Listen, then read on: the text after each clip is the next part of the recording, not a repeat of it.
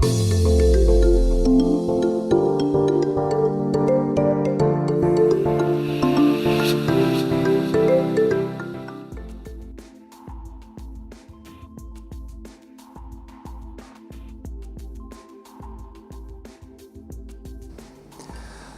привет, дорогие друзья, другие подруги, здрасте.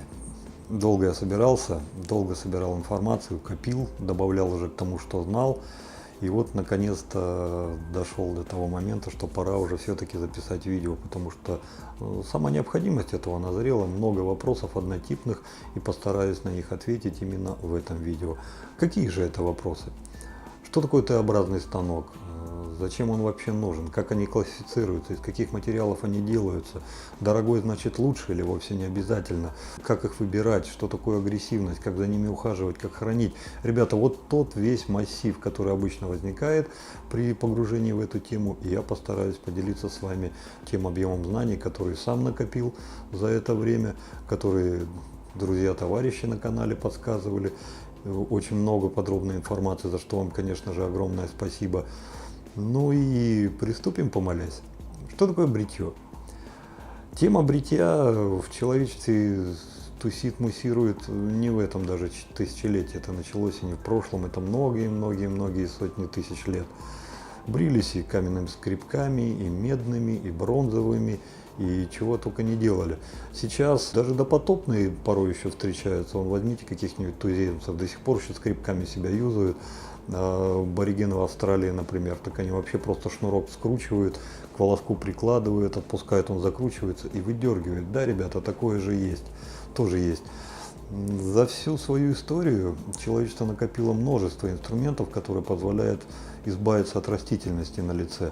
Это к тому, что я уже сказал, могу добавить еще и опасные бритвы, и шаветки, и Г-образные станки, такие довольно оригинальные, которые в себе использовали сменные лезвия, полуопасные такие.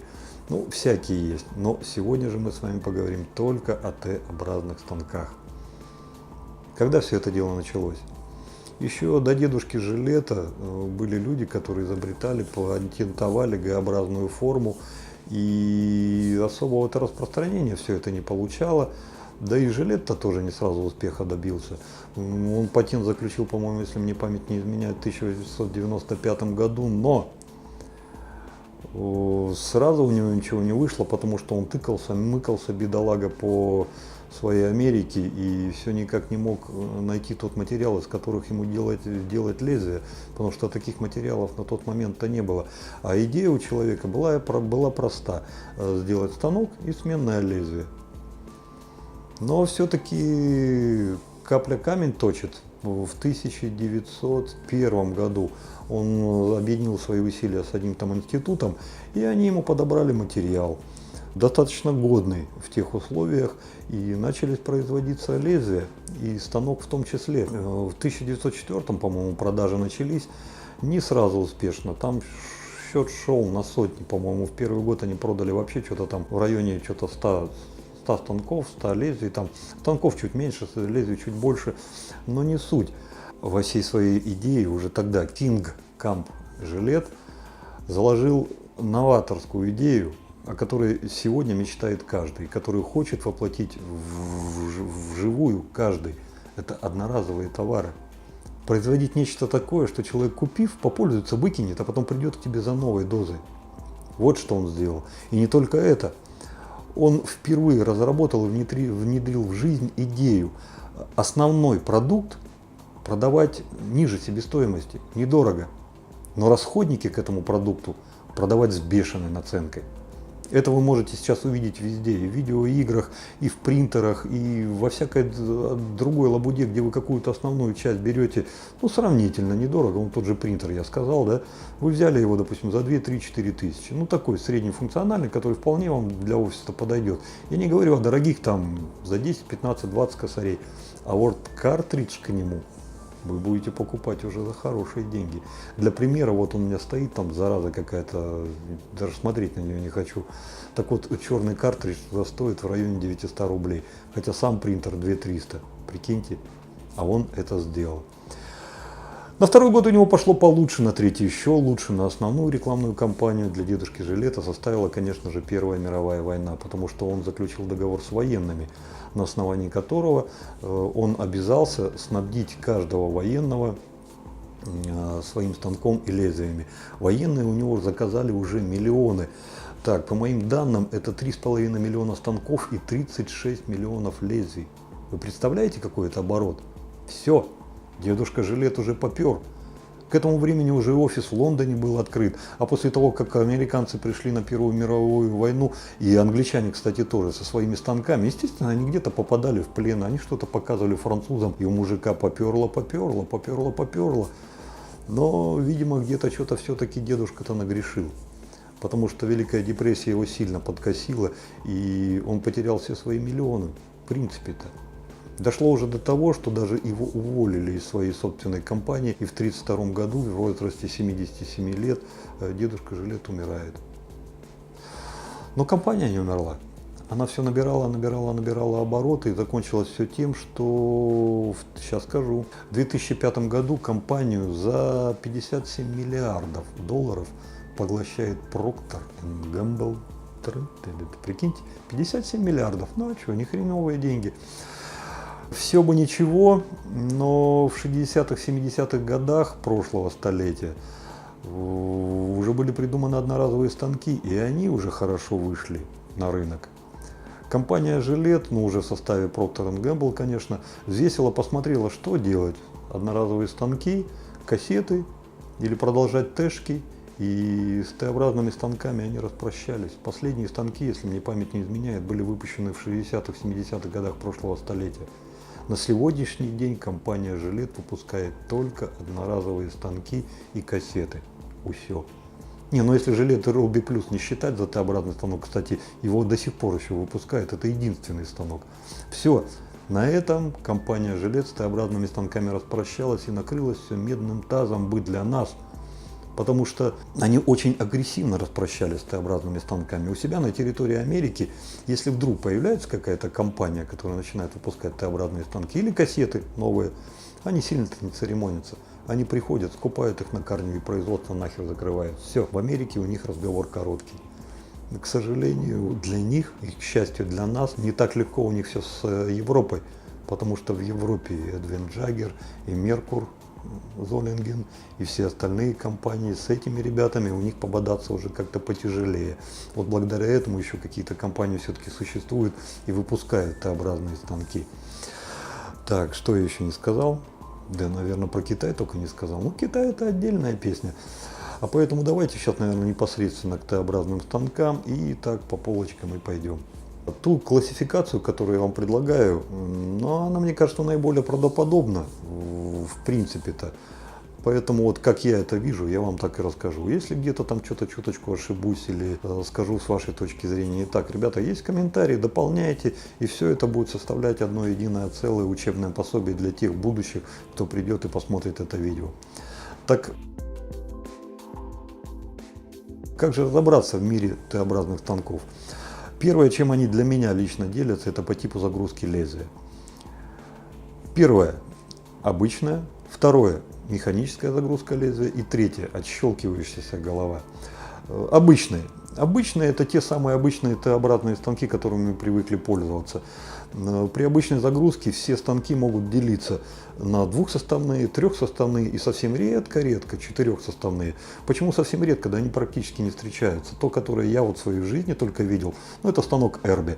Там, где можно было раскрутить из одного лезвенного сделать двухлезвенного, но там уже 4 части. Других четырехлезвенных я не знаю. А трехлезвенные – это основная масса. Двухлезвенные, яркий пример – это, ну, Merkur 34 HD, там двухсоставная голова. Механические.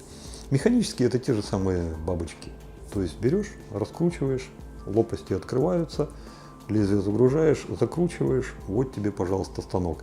Эти внутри себя делятся на станки с изменяемой агрессивностью и неизменяемой агрессивностью. Изменяемой Жилет Slim Яркий привет, ну и привет тоже. Яркий пример бабочки с изменяемой агрессивностью. И если у вас такая, то будьте внимательны. Для того, чтобы вам изменить агрессивность, вам вначале нужно будет раскрутить, чтобы бабочка лопасти открыла. Изменить, поставить ту агрессивность, которая вам нужна, а потом только закрыть лопасти. Неизменяемая, ну это, наверное, Эрби Золлинген, вот самый яркий пример. А что же до отщелкивающейся крышки? Ну, это те самые станки, которые... Меркур Футур, например, вот самый яркий пример. Вторая позиция, по которой я мог бы разделить все Т-образные станки, это по типу строения голов. Open Comp, открытая голова. Close Comp, закрытая голова. И Slant Bar, это наши косорезы, всеми любимые. Open Comp характеризуется тем, что у нее нет нижней гарды. Как правило, там выходит гребенка, которая будет помогать вам раздвигать, группировать ваши волоски и срезать. Closed Comp характеризуется тем, что у нее есть нижняя гарда, и она не даст вашему лезвию коснуться вашей кожи, если поставите под прямым углом, потому что полностью перекрывает ваше лезвие. Для того, чтобы вам все-таки начать бриться, станок уже нужно будет выставить в необходимую позицию. Как правило, это 30 градусов. Какой угол удобнее для вас, вы сами легко почувствуете, если возьмете такой станок, поставите его под прямым углом, а потом будете наклонять до тех пор, пока не почувствуете лезвие. Косорезы, Slant Bar. Эти ребята совершенно отдельные. Они используют несколько другую форму головы. Как правило, они все с нижней гардой. Той самой, которая будет перекрывать ваше лезвие полностью. Но голова у них сделана так интересно, выгнута винтом, что когда вы вставляете туда лезвие и зажимаете, лезвие будет принимать несколько такую скрученную форму, что позволяет вам, проводя станком, как обычно, по лицу, сбривать волосы не по прямой, а наискосок, как будто вы траву косите. Вот и все различие. Ну, еще парочка видов Т-образных станков. Это станки с регулируемой агрессивностью бритья. Это совершенно отдельный вид. Их не так уж и много на планете, но тем не менее они есть, и они универсальны. Универсальны в том, что в одном флаконе вы получаете всю ту богатую палитру, которую этот станок может вам показать. В зависимости от того или другого станка, беря станок с регулируемой агрессивностью, вы не вправе рассчитывать, что он перекроет вам всю таблицу от единицы до 9,5. Если брать, допустим, тот же самый Rockwell, то он вам будет перекрывать эту таблицу так примерно, но где-то от 3 до 7 в моих ощущениях. Всю закрывать не будет, но все-таки достаточно богатую регулировку он закрывать будет. В случае с прогрессом эта таблица раздвигает свою рамочку чуточку больше. Он может брить чуть мягче, чем Rockwell, и чуть агрессивнее, чем Rockwell. Говоря, допустим, за Merkur Futur, он несколько отличается от прогресса. На мой взгляд, в Футуре несколько смещена таблица агрессивности изначально. Самая-самая слабая. Если взять, поставить на Футуре и на прогрессе, то на Футуре ступенька будет повыше. Самая слабая на Футуре и самая слабая на прогрессе, Футур будет брить на одну ступень чуть-чуть агрессивнее. Ну и в конце о видах станков не могу не сказать о дорожных. Есть дорожные наборы, дорожные станки, которые характеризуются тем, что они малогабаритны. Как правило, они чаще всего выпускаются в футлярах. Очень часто бывают разборные, которые разбираются на маленькие части, а потом вы их собираете в что-то большое. Часто бывают пластиковые. Если пластиковый, вес станка, ну, в пределах где-то 15-20 грамм. До 20 грамм это точно. Изредка, да, бывают металлические. На мой взгляд, это самый лучший вариант, потому что они потяжелее. Ну и раз уж заговорили о весе станков, то хотел бы сказать, что абсолютное большинство, подавляющее, золотая середина, это 50-70 грамм вес станка. Все, что выше 70 грамм, на мой взгляд, это станки тяжелые. Я любитель таких. Для меня станок комфортный, удачный, хороший, это после 100 грамм весом. Ниже 50-70 грамм, да, есть и такие, но каждый раз, когда вы будете выбирать такой станок, помните, что вес станка напрямую будет влиять на качество бритья. Слишком легкий станок, он будет вас провоцировать на то, чтобы вы лишний раз надавили, а это, конечно же, не стоит делать. А слишком тяжелый станок будет, во-первых, оттягивать вашу руку, а во-вторых, он чуть-чуть прощелкаете, даванете, тоже может вас порезать. Поэтому прежде чем выбрать, прикиньте, возьмите что-то в руку, весом, допустим, 50-70 грамм. Дома на весах свешайте и попробуйте, и прикиньте сами по себе, как это будет для вас. Кстати, этот же способ поможет вам определиться с длиной ручки станка. Возьмите карандаш, возьмите резинку, вкрутите карандаш в резинку и имитируйте бритье. Вам нужно два карандаша. Один длиной 6 см, другой длиной 9 см. Это абсолютное большинство ручек от 6 до 9 см. И беря вот так и пробуя, вы сами поймете, какая длина ручки для вас более комфортна. Покороче, средняя, подлиннее. И не покупая станка, вы сами для себя сможете понять, какой же длины ручка должна быть для вас. А теперь давайте подробно рассмотрим каждый из типов голов. Открытая голова, Open Comb. Как правило, принято считать, что открытая голова наиболее агрессивная. Нет, ребята, агрессивность от этого не зависит. Вернее, от этого зависит тоже, но в большей степени от других параметров, которые мы с вами рассмотрим чуточку позже. Если вы берете станок с открытой головой, единственное, чего вы можете ждать от этого станка со стопроцентной уверенностью, то, что этот станок будет меньше всего забиваться щетиной. Все остальное, насколько он агрессивен или не агрессивен, будет зависеть от типа самой головы, от архитектуры головы, как она сделана. Потому что если, допустим, взять широко известный Мюллер R41 открытый, то да, он агрессивный, он самый агрессивный в этом мире. А если взять, допустим, другой открытый Merkur 23C, то несмотря на то, что он все-таки открытый, то он будет менее агрессивный, чем тот же самый Merkur 34 HD. Closed Comb, закрытая голова. Нижняя гарда дает вам мнимую защиту и как бы говорит: парень, смотри, я лезвие это все перекрываю, и тебе это какая-то лишняя ступень подстраховки, безопасности, что ты как-то там будешь думать, что ты меньше порежешься. Ребят, на самом деле это все мнимое, потому что с этим станком нужна та же самая техника, что и со всеми остальными станками. И все будет зависеть, насколько агрессивен или не агрессивен станок. Но техники это все равно не отменяет. Да, нижняя гарда полностью перекрывает лезвие. Да, это дает вам лишнюю точку опоры во время бритья, но нет, это не отменяет техники. Ну и да, вам придется чуточку чаще в закрытой промывать голову, чем нежели в открытой голове. Слан-бар. Наши косорезы. Дело в том, что когда мы берем Open или Close Comb, открытую или закрытую голову, каждый раз беря станок, мы проводим по прямой. По аналогии я вам мог бы привести такой пример. Это все равно, что человек вышел в поле, взял литовку, косу и не ведет, как это обычно принято, косить траву, а просто взял и побежал прямо. Согласитесь, довольно необычный способ косить траву. То же самое приходится испытывать и в станках. На самом деле, каждый раз, когда мы проводим станком сверху вниз, мы в принципе повторяем за всеми.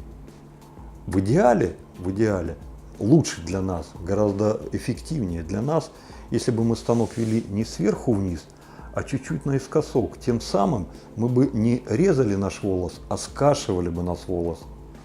Примерно ту же самую технику иногда повторяют и в опасных бритвах. То есть берут сверху вниз, просто ведут, а опытные товарищи, которые уже, скажем так, как Рым прошли, прекрасно понимают, что не сверху вниз самое лучшее, а чуть-чуть наискосок. То же самое и в Т-образных станках. В закрытой и в открытой голове такую технику наработать можно. Это возможно. Это, несомненно, повысит и качество, и удобство бритья. Вся сложность заключается в наработке этой техники, то есть заставить себя научить так бриться. К сожалению, ваш покорный слуга так и не заставил, и не научился. И люди прекрасно понимают, что изучение этой техники ведет к каким-то дополнительным неудобствам. Вероятнее всего и придумали вот этот слант, косорез. В этом станке вы избавлены от какой-то дополнительной техники. Просто беря этот станок, прикладывая, выбирая нужный угол и проводя, само лезвие в этом станке уже расположено так, что оно не режет, оно косит. Принято считать, что сланты очень агрессивные станки, и при их бритье нужно трижды подумать, а стоит ли их брать. Ребята, за свою бытность во влажном бритье я поперепробовал где-то порядка 5-7 слантов. И среди них есть достаточно эффективные инструменты. Но вот так, чтобы сказать, что они чересчур как-то агрессивны, я уж точно не могу. И тем более, бреясь Merkur 37C, но, на мой взгляд, это самый мягкий из всех слан-баров. И если, допустим, кто-то из новичков захочет все-таки попробовать слан-бары, это, наверное, самый разумный выбор. Merkur 37C слан-бар будет отличаться от 39C только длиной ручки. Материал изготовления.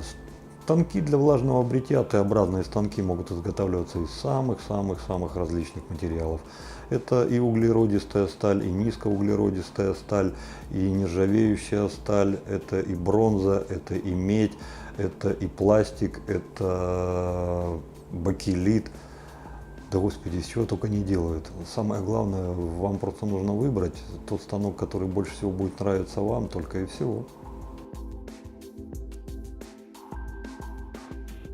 Агрессивность.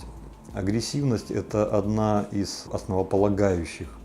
Есть еще другие, но это все-таки, наверное, самая важная часть, на которую мы обращаем внимание при выборе станка.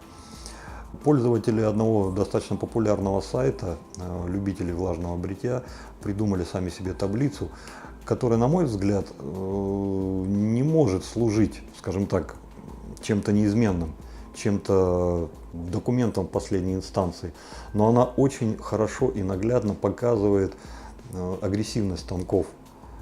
Для вас эта таблица может служить приблизительно точкой отсчета, потому что на своем опыте убедился и на опыте общения со своими подписчиками, что эта таблица достаточно субъективна и в некоторых случаях может носить неточный характер. Вот для меня это выражается в том, что в этой таблице 89-я голова от Мюлле, она обозначена на одной позиции с Merkur HD 34. Но в реальности лично для меня это не так. 89-я голова для меня намного более агрессивнее, чем Merkur 34 HD, и уж во всяком случае не находится с ним на одной полочке.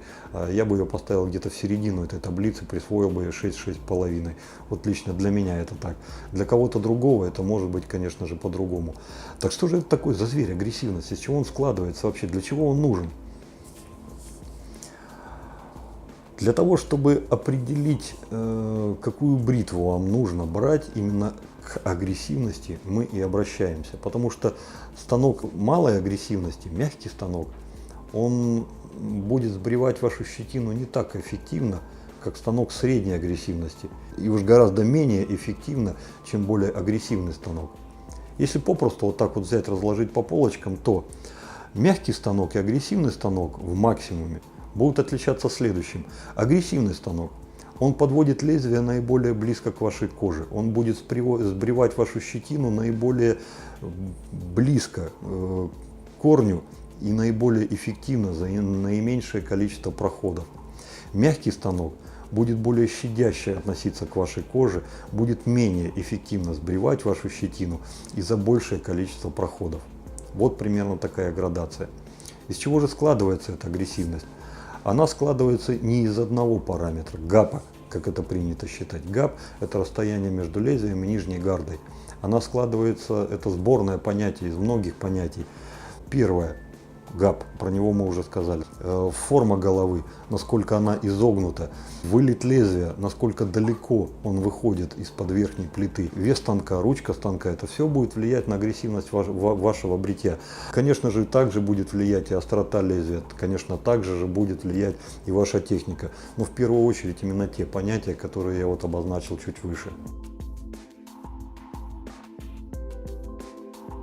Как же ухаживать за нашими станками, чтобы они нам прослужили долгой верой и правдой? Ребят, сложного ничего нет совершенно. Все станки для влажного бритья, они изначально сделаны из тех материалов, которые по сути-то не боятся коррозии. Даже если те материалы, которые могут как-то окисляться, та же самая медь, бронза, они покрываются, как правило, сверху специальными составами. Это и хромирование, и другие материалы. То есть они защищены изначально от влаги. Но тем не менее, в процессе бритья вы с удивлением, если не будете ухаживать за вашим станком, вы с удивлением можете обнаружить, что на вашем станке появляется белый такой налет. Это следы от отработанного мыла. Оно высыхает и будет накапливаться коркой. Если за ним не ухаживать, то она будет довольно крепкой, твердой и едучей. Лучше бы, конечно, этого избежать, потому что это, как ни крути, источник размножения бактерий и прочей другой дряни, которую мы с вами на лицо тянуть-то никак не должны. Что же делать? Вот вы побрились. Все, что нужно сделать, это просто хорошо прополоскать ваш станок под водой. Для этого я обычно разбираю его, вытаскиваю лезвие и хорошо промываю полностью, чтобы убрать всю пену. После того, как я его промыл, я его протираю полотенцем, собираю вновь и вешаю на специальную подставочку у себя в ванной комнате. Если вы бреетесь ежедневно, как вам тогда поступать в этом случае? К сожалению, я тут с вероятностью на 100% не могу подсказать, но с моей точки зрения у вас открываются два варианта. Первый я вам только что рассказал, а второй вы точно так же можете взять станок, сполоснуть хорошо, не разбирая, сполоснуть хорошо его под водой, аккуратненько, не задевая лезвие, протереть полотенцем и повешать станок, оставляя лезвие в станке. Вы же бреетесь ежедневно. Те лезвия, которые на сегодняшний день производят, некоторые из них все-таки могут ржаветь. Но если вы бреетесь каждый день и после второго-третьего бритья выкидываете лезвие, оно не успеет заржаветь. А вот если вы бреетесь через 3-4 дня, дважды в неделю и даже реже, тогда все-таки лезвие стоит вытащить, потому что если вы этого не сделаете, оно у вас заржавеет, и мало того, что внешний вид будет иметь непрезентабельный, так еще и, возможно, хром, никелирование верхнее начнут рушить, и зачем вам это нужно? И все-таки даже эти способы не уберегут вас от того, что со временем все-таки что-то в станках начнет накапливаться, вот тот самый белый налет. Самое простое, что можно сделать, это раз в 3-4 недели просто взять аккуратненько с теплой водичкой, с любым моющим средством, неважно каким, или это просто мыло для рук, или это моющее средство для посуды вы на кухне в любимой подрезали, взять старую, отработанную, никому не нужную, готовую под выкид зубную щетку, нанести и так аккуратненько все полностью промыть, а после этого сполоснуть, а после этого опять протереть полотенцем и сухенький поставить его в док-станцию в вашей ванной комнате. Сколько нужно станков для бритья? Ребят, после того, как вы подберете свой станок, после того, как вы найдете тот самый комфортный, при котором вы не испытываете никакого дискомфорта и который позволяет вам выбриваться чисто, ну, самый разумный ответ это один. Больше-то зачем? Больше и не надо. Те же люди, у кого больше одного станка, я склонен полагать, что это или в силу специфики, то есть, человеку нравится баловаться, или это собирательство, коллекционирование. Больше одного станка точно не нужно. А все остальное, это для души. Иногда любим мы свою душеньку потешить, побриться разными станками, потрогать, так, пошупать, поперебирать, посмотреть. Вот все, что выше одного, это уже для души. А суровая необходимость говорит, что одного станка более чем достаточно. И неважно, какой он будет, пластиковый, металлический, из нержавейки или еще какой-то, неважно. Одного станка для побриться это более чем. Все остальное это фан, душа. На вопрос, чем дороже станок, тем он лучше, я бы однозначно мог ответить, что нет, это не так. Чем дороже станок, тем более качественные материалы в него заложены. Чем дороже станок, тем более качественную обработку он прошел. Чем дороже станок, тем более качественный дизайн он прошел. И плюс ко всему еще какой-то довесок может сказываться в имени компании, которая произвела этот станок. Вот это все влияет на цену. Но чем дороже, тем лучше, я бы так не сказал, это точно.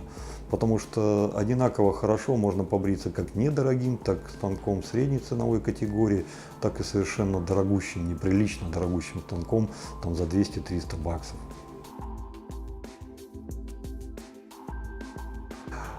Станок для женщин.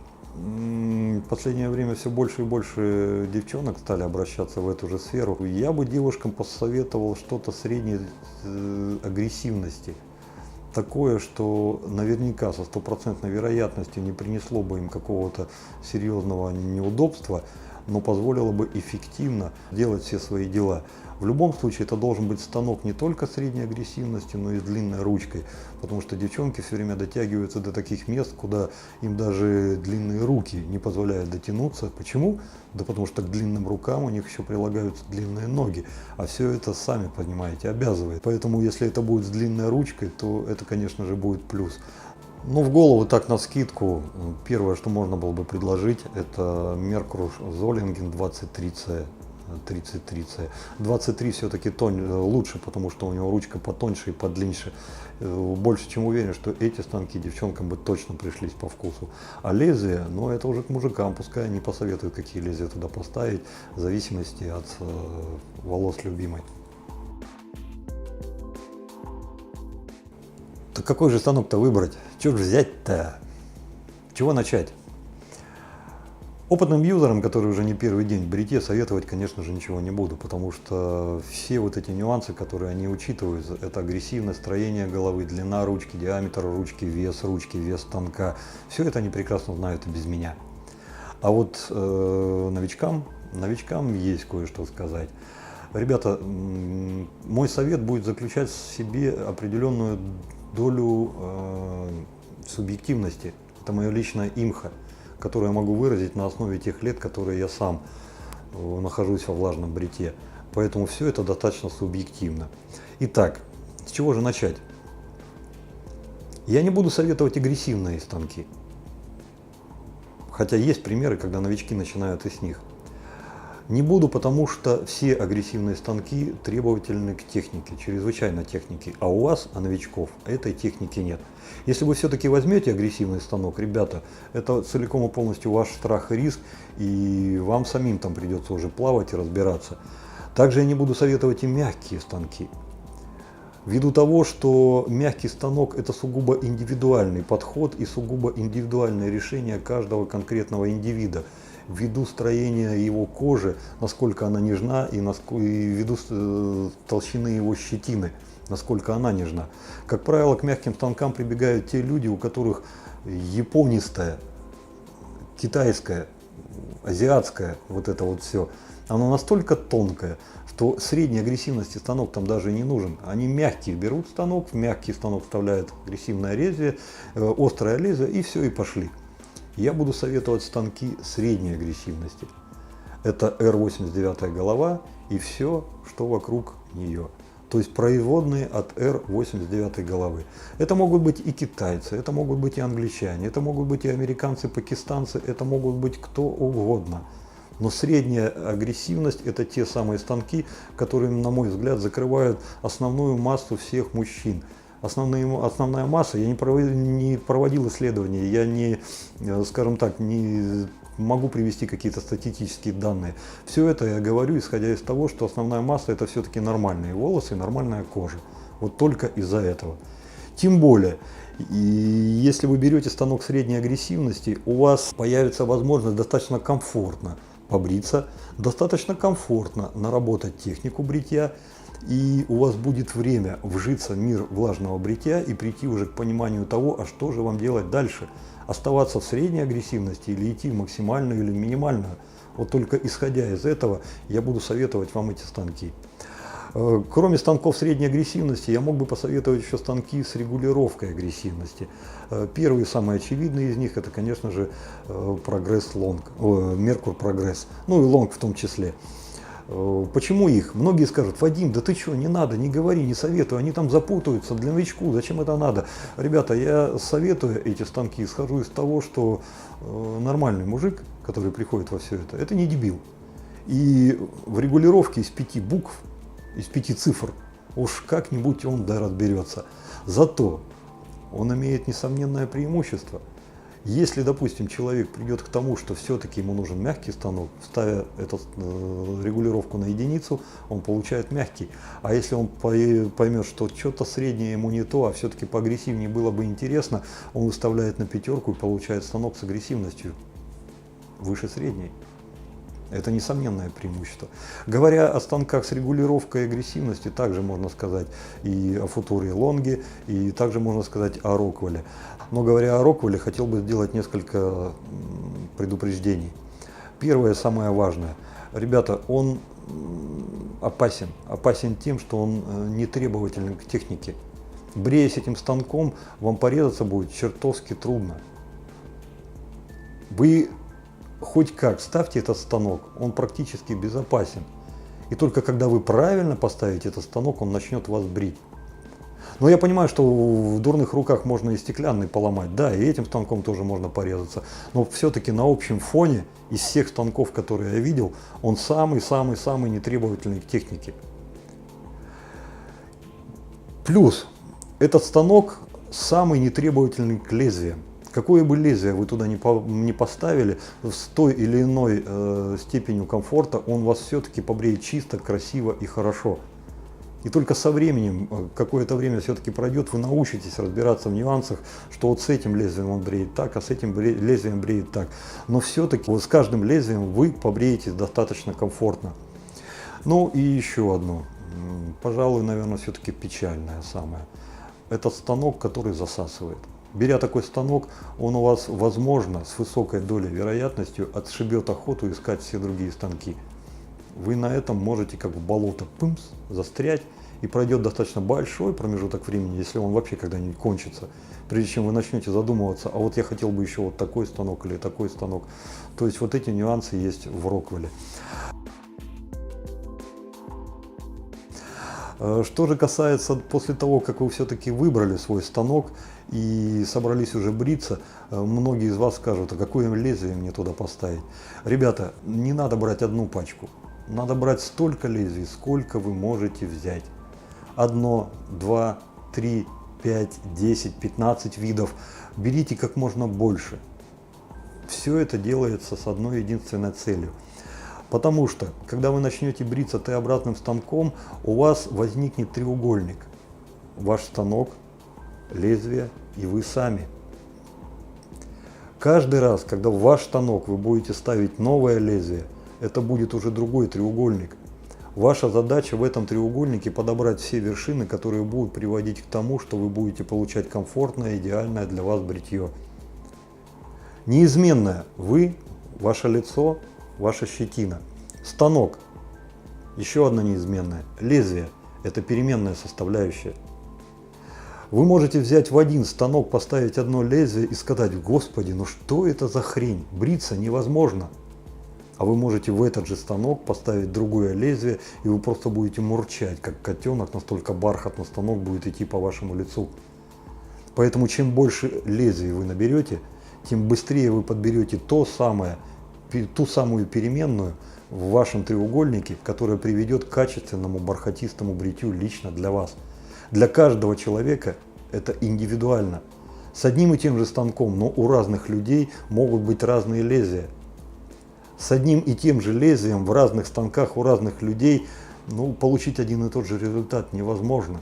Поэтому берите как можно больше лезвий, пробуйте, испытывайте, и рано или поздно вы подберете и не одно, и не два, и не три, но все-таки подберете те лезвия, которые будут приносить вам в этом станке то самое замечательное влажное бритье, на которое вы рассчитывали изначально. Каждый раз, когда вы ставите лезвие, первый раз, бреясь этим лезвием, если, допустим, вы испытываете какой-то дискомфорт, ребята, не спешите делать выводы. Вполне вероятно, что вы проходите тот самый период адаптации, когда вот брились, допустим, накануне чем-то одним, а тут лезвие поменяли и начинаете бриться, и вам что-то не то. Период адаптации проходит. Дайте одному и тому же лезвию хотя бы второй, хотя бы лучше всего третий шанс.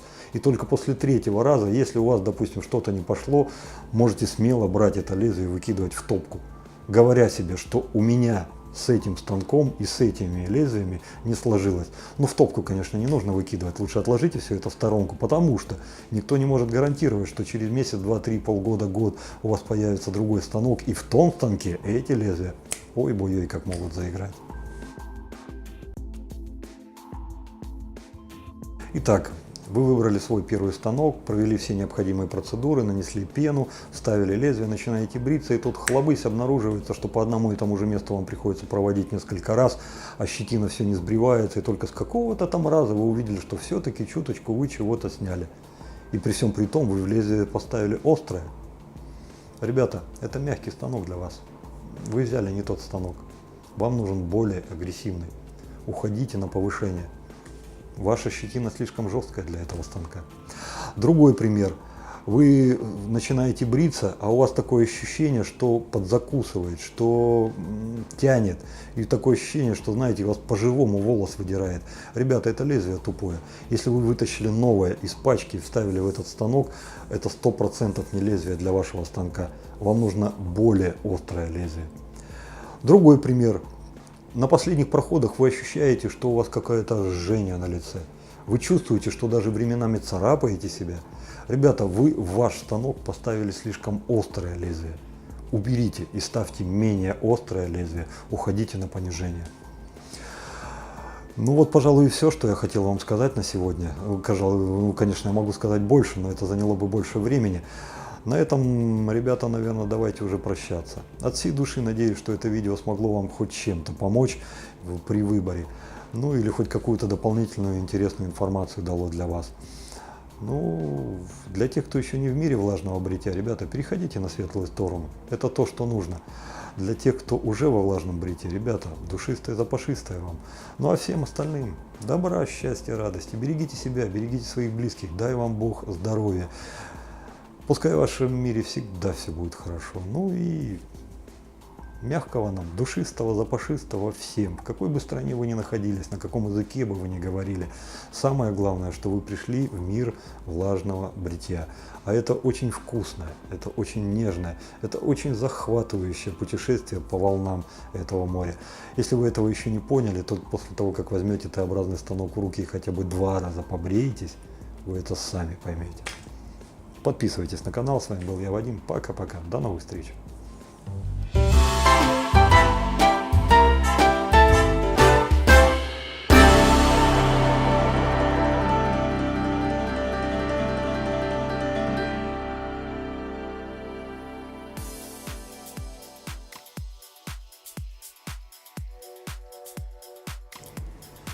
По строению голов. Закрытая. Яркий пример Мюлле R89. Обратите внимание на эту гарду. При установке лезвия она будет перекрывать это лезвие, и если будете вот так соприкасать станок, то первого вас коснется гарда. R41. Открытый гребень. Здесь же несколько другая история. Обратите внимание на нижнюю гарду, как она организована. Помимо вот этих пропилов, которые здесь есть, как гребенка торчат, она еще несколько укорочена, и когда мы ставим лезвие, оно будет выпирать над нижней гардой, и если вы вплотную приблизите вашу голову, то первым, конечно, коснется лезвие, и только потом гарда. Также открытую голову хорошо видно на примере станка дядя Федор, он же Амбассадор. Обратите внимание, это открытая голова, а это закрытая. Сланбар, он же косорез, характерен тем, что у него несколько переработана голова, и после установки лезвия оно будет находиться под углом к линии реза и будет волос не срезать, а как бы ссекать. Конфигурация изгиба лезвия может быть разной, в разных станках реализована по-разному. Материал изготовления может быть разный. Пластик комбинированный, бронза, латунь впоследствии напылением краски или анодированием, эмалированием, никелированием, нержавеющая сталь с нанесением внешнего покрытия, в данном случае сатин, ничем не покрытый материал. Посмотрите, в данном случае бронза, как она уже покрылась патиной. Бакелит. Дорожные станки чаще всего бывают в футлярах, чтобы вам было удобно их брать в дорогу.